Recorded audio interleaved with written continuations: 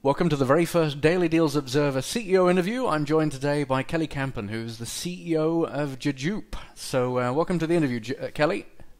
Right, glad to be here. And you're our very first CEO interview. So thanks for taking the time today. Tell us, you're based in Thailand. Your site is focused on Bangkok. What's your founding story? How did you get into the business, and what did you do before?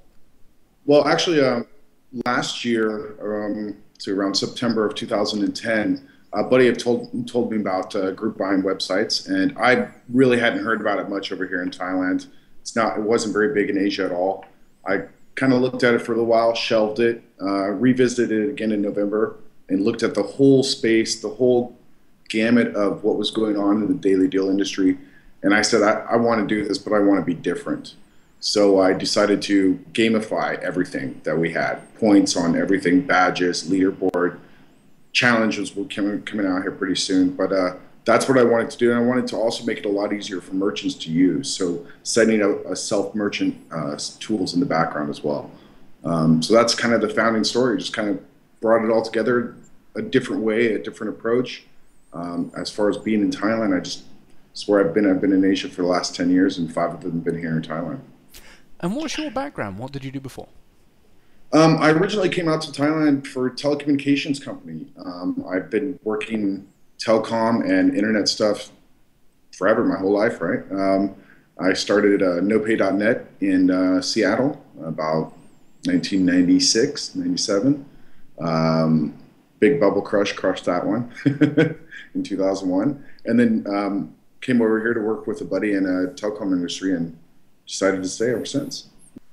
So how would you say the environment is different in Thailand versus Groupon's environment maybe in USA? Yeah, Thailand's actually got some really unique challenges, especially for not just my daily deal website, but I would say e-commerce websites in general. One, it's really hard barrier to entry for a payment gateway.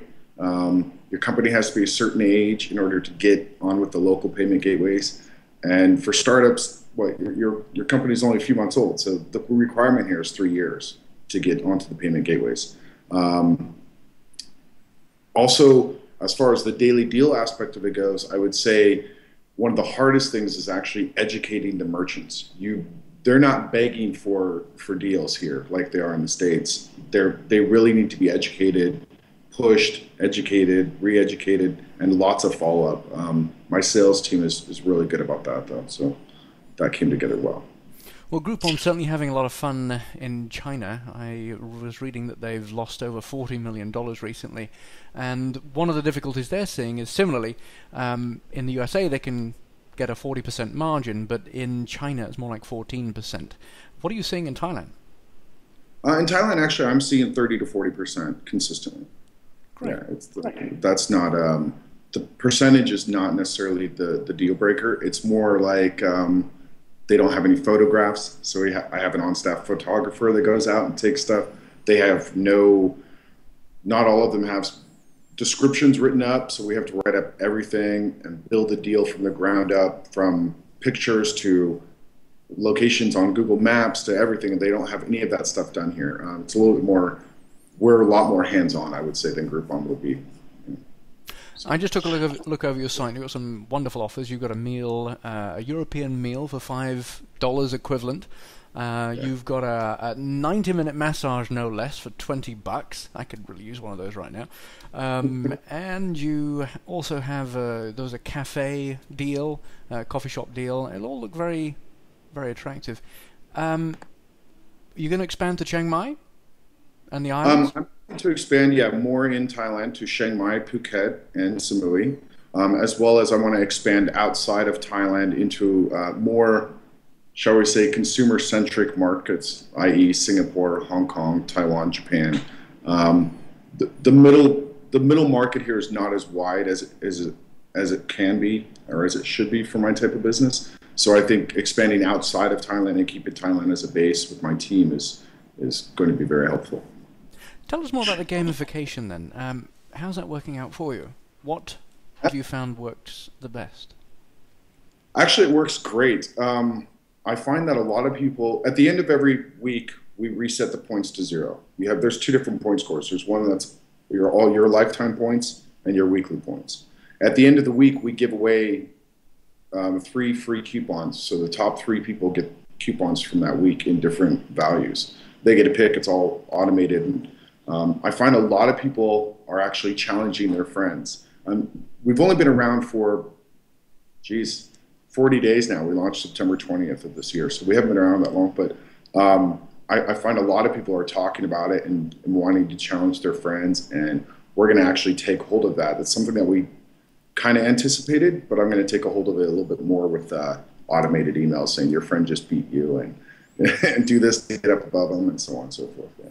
Our badging system will be coming out pretty soon as well. So like if you buy 2 cafe deals, you'll get the barista badge, or 3 health deals or fitness deals, you'll get the health nut badge, and so on. And are you planning on expanding to Western markets at all? Or are you going to entirely focus on Asian markets? I think for right now, I mean, I would love to expand to Australia, UK, and America, but I think right now I want to expand locally, where I have a little bit more hold on everything, and then let it go out a little bit further. We're also looking into doing deal aggregation, so we'll be doing the same thing that Yipit does, as well as aggregating our deals outward. So I think that'll allow us to get into other markets a little bit faster. And do you think there's any difference culturally in the way that coupons are received in Thailand?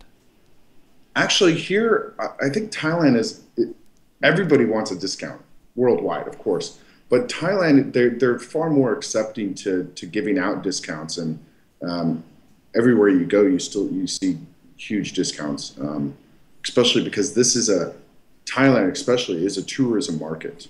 I mean, a huge part of the economy is driven by tourism, so they're pretty used to doing coupons and vouchers and discounts. It's just a matter of them doing it online. Is the education point. What we are is where we only run your deal for a certain amount of time. That's completely unique and new to them. They're not used to that at all. Which is a plus or minus, really, because I mean, the people coming in from abroad, they're really not. On the one hand, they should be your core market, but they're not going to be your retailers' core market, because they need to see these buyers again to be able to make decent ROI on these offers. So how are you segregating? How are you splitting out the people who are from abroad that probably not going to be repeat buyers, although they may be for the 2 weeks that they're in Thailand, versus the folks that you've got that are how are you finding the locals? Focusing completely on targeting local Thai market. I'm not trying to advertise abroad for deals when they may or may not come to Thailand. That seems to be a waste of effort, in my opinion. If you happen to run across my site being a tourist here, great, all the more better. But I'm really focusing on the local market. That's obviously where the bread and butter is going to be. Great. And when do you think you'll be expanding out to Singapore and other areas?